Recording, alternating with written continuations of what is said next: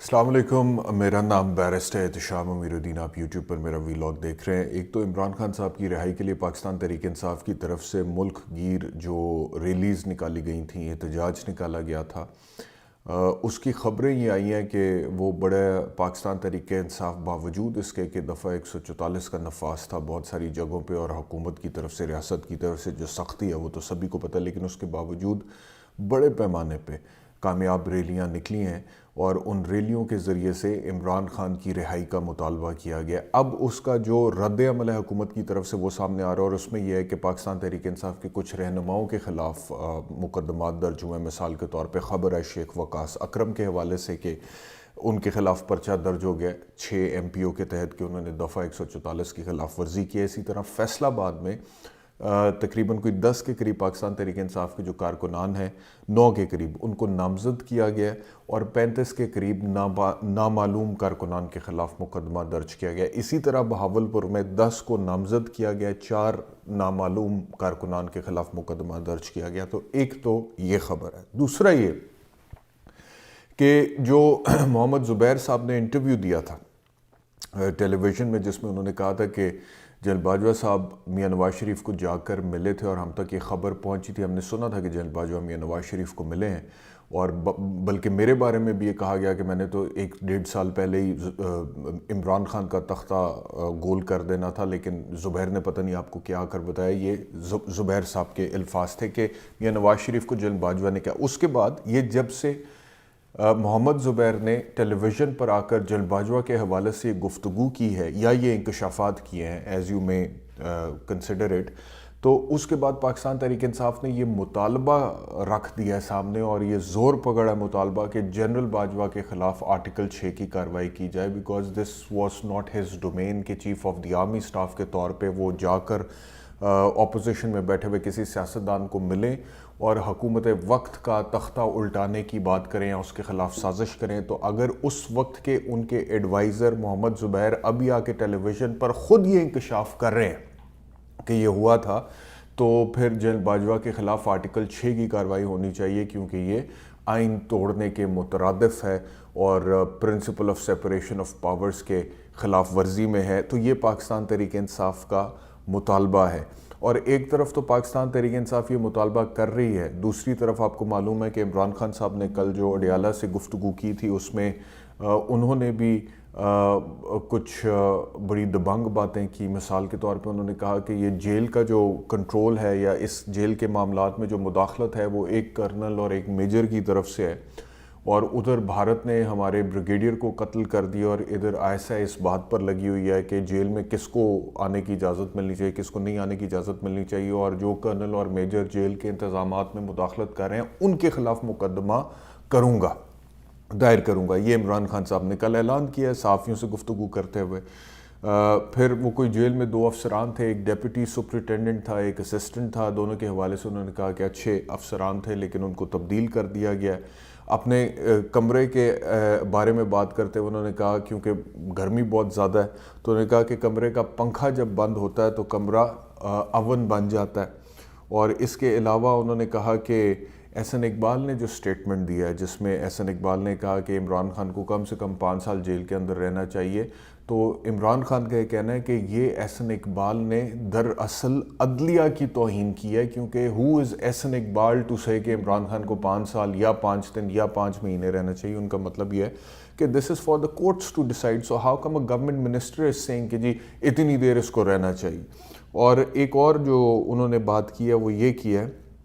کہ مذاکرات جو ہیں وہ ہم نہیں کر رہے، یعنی کہ پاکستان تحریک انصاف بذات خود ایز اے جماعت نہیں کر رہی ہے، بلکہ ہم نے محمود خان اچکزئی کو یہ اختیار دیا ہے کہ وہ اپوزیشن کے بہاف پہ حکومت سے مذاکرات کریں، اور اگر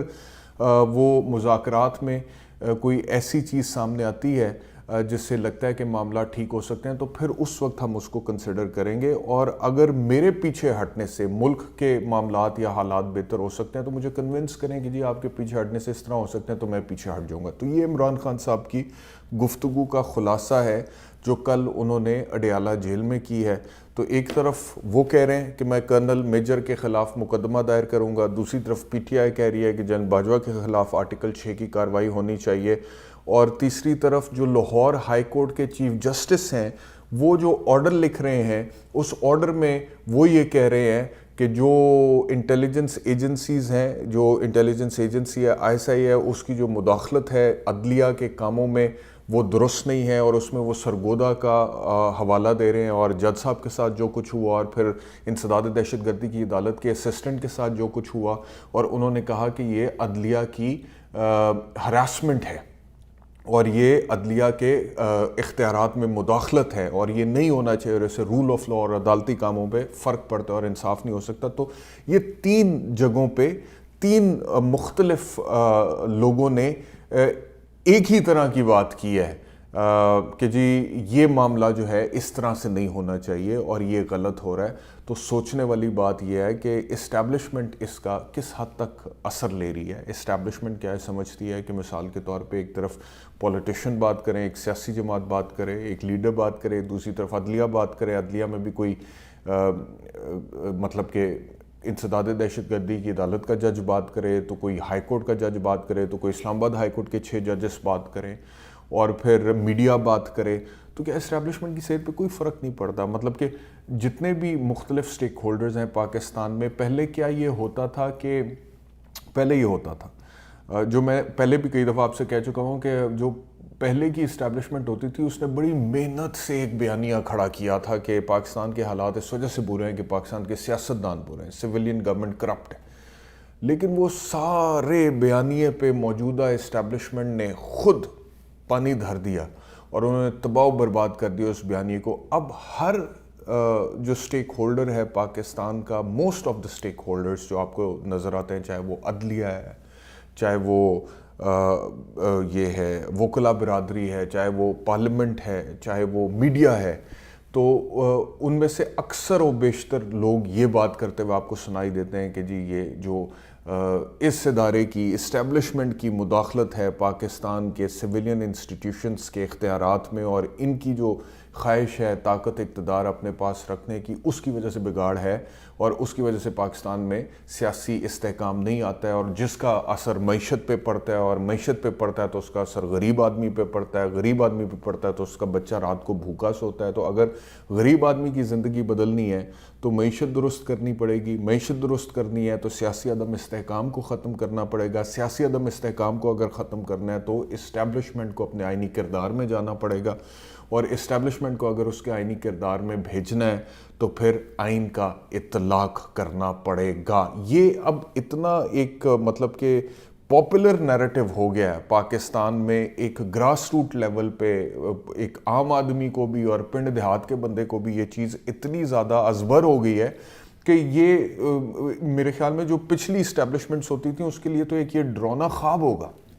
ہے اس اسٹیبلشمنٹ کے لیے بھی۔ بٹ دا پوائنٹ از کہ انہوں نے ذہن بنا لیا ہوا ہے، جیسے میں نے آپ سے پہلے بھی کہا کہ اب جو ہونا تھا وہ تو ہو گیا، ایکسپوز ہونا تھا ہو چکے ہیں، تو اب جو بھی ہے اب اسی طرح ہے، اور ہم نے بہرحال اس کے باوجود ہماری جو پوزیشن ہے اسی کو لے کر آگے چلنا ہے۔ تو موجودہ اسٹیبلشمنٹ کا ذہن ہے اب اس سارے حالات میں، اب دیکھیں نا لوگ جو ہیں وہ کیوں اس طرح سوچ رہے ہیں۔ مثال کے طور پہ اب یہ خبر آئی کہ نیب نے 2015 میں سپریم کورٹ میں 179 یعنی کہ تقریباً 180 کیسز کی لسٹ دی تھی کہ یہ کرپشن کے کیسز ہیں، سپریم کورٹ میں فہرست جمع کرائی تھی۔ اب خبر ہی آئی ہے 2024 میں ابھی کہ ان میں سے تقریباً نصف کیسز ختم ہو گئے ہیں، اور جو ختم ہوئے ہیں اس کے بینیفیشریز میں جو مستفید ہونے والے ہیں اس میں نواز شریف ہیں، شہباز شریف ہیں، راجہ پرویز اشرف ہیں، چوئی شجاعت حسین ہیں، فردوس عاشق اعوان ہیں، آفتاب شیرپا ہیں، اور نواب اسلم رئیسانی ہیں۔ زرداری صاحب بھی ہیں، ان کے خلاف جو آمدن سے زائد اثاثوں کا کیس تھا اس میں وہ بری ہوئے ہیں۔ ایک HBL کے سابق سربراہ یونس حبیب کے خلاف کاروائی شروع ہوئی تھی جس میں حسین حقانی تھے، سینیٹر سحر کامران تھیں، شون گروپ تھا اور دیگر کچھ لوگ تھے، ان سب کے خلاف کاروائیاں بند ہو گئی ہیں۔ نواز شریف اور شہباز شریف کے خلاف ان کے گھر تک، رائمنڈ سے لے کے ان کے گھر تک جو سڑک تعمیر ہوئی تھی اس میں ناجائز اختیارات کے استعمال کا ایک انکوائری شروع کی گئی تھی، وہ بند ہو گئی ہے۔ پھر FIA میں غیر قانونی تقرریوں کے حوالے سے ایک انکوائری نواز شریف کے خلاف اس کا آغاز ہوا تھا وہ بھی بند ہو گئی ہے. تو تقریباً جو 179 کیسز جو ٹوٹل تھے in 2015 that were reported by NAB to the Supreme Court at that time, اس میں سے آدھے سے زیادہ کیسز ختم ہو چکے ہیں, جس میں میجورٹی بینیفیشری جو ہیں وہ آج کی حکومت کے پولیٹیشنز ہیں, including Nawaz, Shehbaz, Asif Ali Zardari and the rest, a lot of جن کے میں نے آپ سے نام لیے. تو جب وہ اسٹیبلشمنٹ یہ نیریٹو بیچتی تھی کہ جی ملک اس وجہ سے ترقی نہیں کر رہا یا حالات اس وجہ سے خراب ہے کیونکہ دیکھیں کرپشن ہے, یہ لوگ کرپٹ ہیں, تو اب ان کی کرپشن کو جو کور ملا ہے وہ تو موجودہ سسٹم نے دیا ہے. اب تو سب کو پتہ لگ گیا کہ نیب جو ہے it is just a puppet, it is a tool, it is a weapon that is use to control and manipulate and maneuver the politics of Pakistan. اور جس بھی سیاستدان کو نتھ ڈالنی ہے یا اس کو تنگ کرنا ہے یا اس کو جیل میں بھیجنا ہے تو نیب کو استعمال کر لو, اور جس کے ساتھ ڈیل کرنی ہے اسٹیبلشمنٹ نے اور جس کو وقتی طور پر حکومت دینی ہے اور جس کے ساتھ اس وقت تعلقات ٹھیک ہیں اور جس کے ساتھ ایک پیج بن گیا ہے اس کے کیسز ختم ہو جانے چاہیے. تو اب یہ کل تک یہ نیریٹو بیچ رہی تھی اسٹیبلشمنٹ کہ نواز شریف, آصف علی زرداری, شہباز شریف یہ چور ہیں, ڈاکو ہیں. آج وہی لوگوں کے کیسز ختم ہوئے ہیں اور اس اسٹیبلشمنٹ کو منظور ہے, اور آج چور ڈاکو کہنا شروع کر دیا گیا عمران خان کو. لیکن for the first time I think after a very long time, for the first time یہ ہوا ہے کہ لوگوں نے یہ اسٹیبلشمنٹ کا جو نیریٹو ہے, یہ جو بیانیہ وہ کھڑا کرتی ہے, جس کے لیے سرٹنلی اسٹیبلشمنٹ بڑی پاورفل ہے, اس کے پاس طاقت بھی ہے, اس کے پاس پیسہ بھی ہے, اس کے پاس اثر بھی ہے, اور اس کے پاس خوف بھی ہتھیار کے طور پر ہے, اور وہ ہر کسی کو کنٹرول بھی کر رہا ہے, منور بھی کر رہا ہے. لیکن اس کے باوجود for the first time after a long time لوگوں نے اس کو ماننے سے انکار کر دیا ہے کہ جب یہ بتایا گیا کہ یہ آدمی بھی چور ہے جو ابھی تھوڑی دیر پہلے پرائم منسٹر تھا جس کا نام عمران خان ہے, تو لوگوں نے کہا نہیں, ہم اتنے بے وقوف نہیں ہیں, ہم ایسا نہیں ہے کہ اتنے ہی سادے ہیں اور اتنے ہی بے وقوف ہیں کہ جو بھی ہمیں کہیں گے ہم وہ ایگزیکٹلی ویسے ہی مان لیں گے. وہ تو عمران خان ہے, وہ تو شوکت خانم بنا چکا ہوا ہے, وہ تو نمل یونیورسٹی بنا چکا ہوا ہے, وہ تو ورلڈ کپ جیت چکا ہوا ہے, اور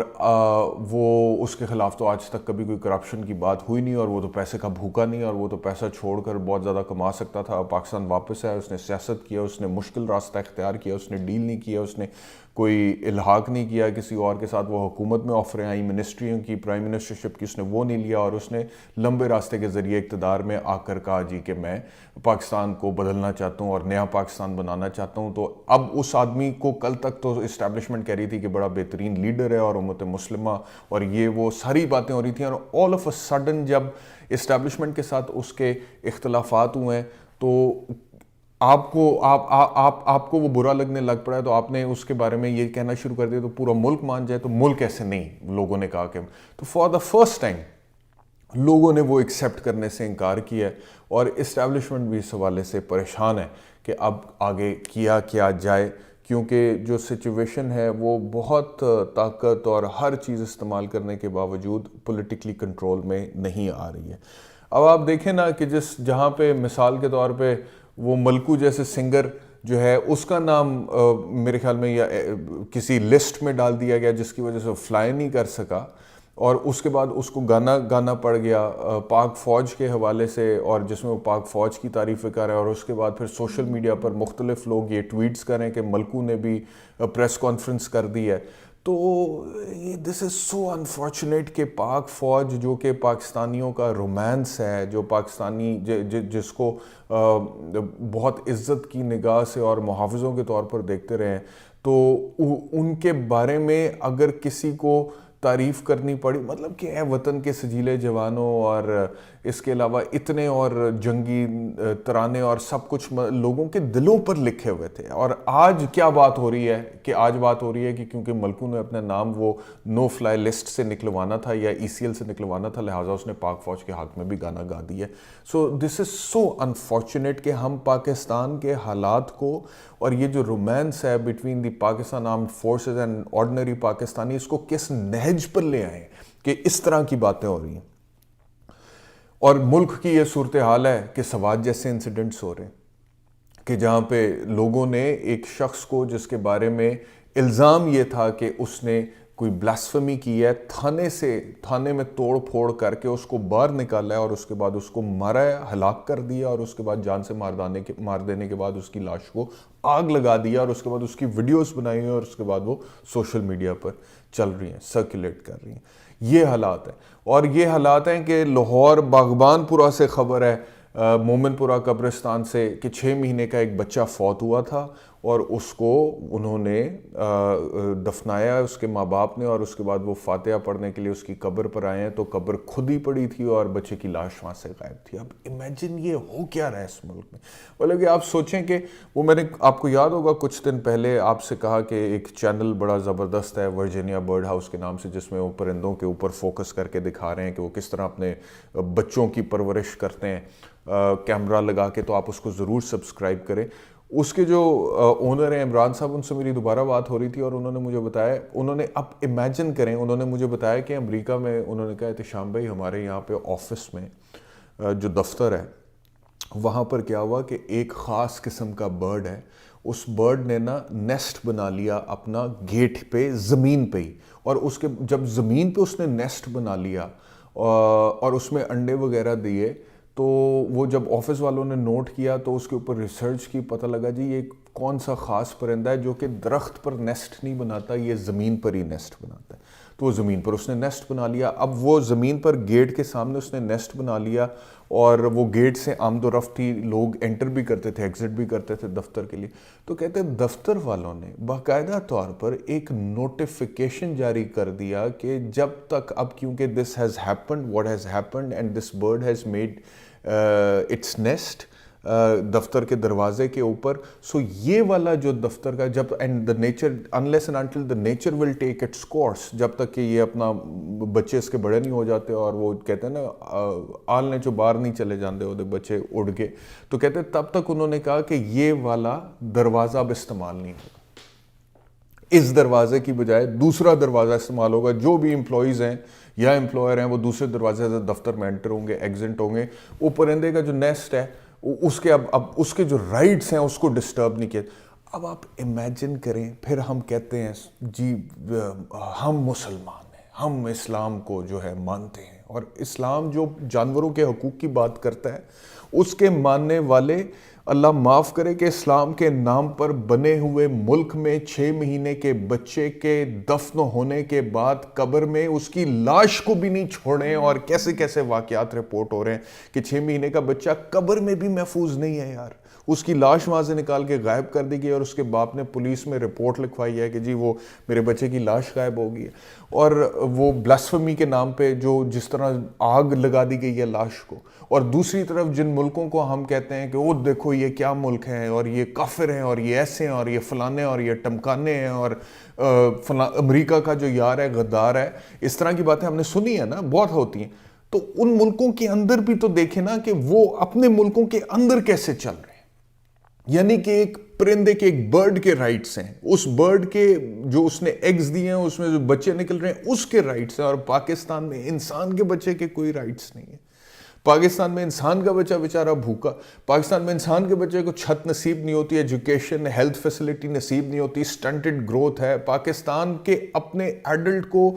رائٹ نہیں ہے کہ وہ اپنا ووٹ جس کو کاسٹ کر رہا ہے وہی الیکٹ ہو کے پارلیمنٹ میں سامنے ہے, اور سب سے مقبول لیڈر جو ہے وہ جیل میں ہے. تو یہ اتنی عجیب سیڈ سچویشن ہے, but this is the situation. And جہاں تک میرا تعلق ہے, میں تو اس کو اسی طرح رپورٹ کروں گا جیسے کہ مجھے لگتا ہے کہ رپورٹ کرنا چاہیے. میں بہت مطلب کہ اگلے ویلاگ میں بہت ساری, اب کیونکہ وقت بہت ہو گیا اس ویلاگ کا, اگلے ویلاگ میں آپ سے ڈسکس کروں گا کچھ چیزیں کہ کیوں میں مثال کے طور پہ یہ سارا جو ہے اپنا اچھا بھلا میں میڈیا کر بھی رہا تھا. مجھے بہت سارے لوگوں نے کہا کہ آپ میڈیا کر رہے تھے, آپ اچھے جا رہے تھے, آپ اتنے زبردست جا رہے تھے, آپ سیٹ تھے, آپ ایسے تھے ویسے تھے, چھوڑ کے آپ نے یہ. تو اس کی ایگزیکٹلی وجہ کیا ہے, اور وہ چھوڑنے کے بعد آج میں کہاں پر کھڑا ہوں, اور جہاں پر میں کھڑا ہوں, کیا میں جب پیچھے مڑ کے دیکھتا ہوں 8 مہینے ہو گئے مجھے مین سٹریم میڈیا کو چھوڑے ہوئے, اور میں نے ایک طرح سے بالکل نئے سرے سے اسکریچ سے دوبارہ معاملات ٹیک اپ کیے یہاں پہ امریکہ میں آ کے. تو آج جب میں پیچھے مڑ کے دیکھتا ہوں تو مجھے کیا لگتا ہے کہ میں نے صحیح ڈیسیژن کیا تھا, غلط ڈیسیژن کیا تھا. اس کے اوپر میں تفصیلاً آپ سے انشاءاللہ گفتگو کروں گا اگلے کسی ویلاگ میں. اس ویلاگ میں اتنے. اپنا خیال رکھیے. اللہ حافظ.